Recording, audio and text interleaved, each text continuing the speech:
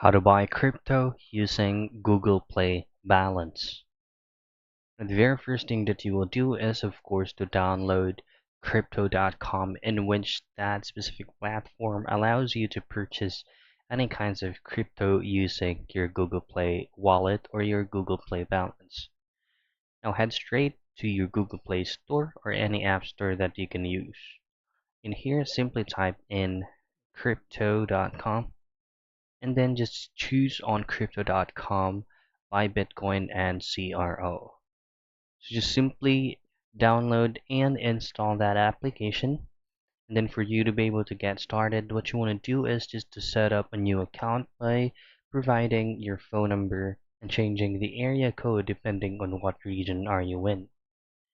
Now next thing to do is to verify all necessary documents for you to get started and purchase your crypto. You just have to simply change your payment method into Google Play and you're good to go. And that's it. That's how you buy crypto with Google Play Balance.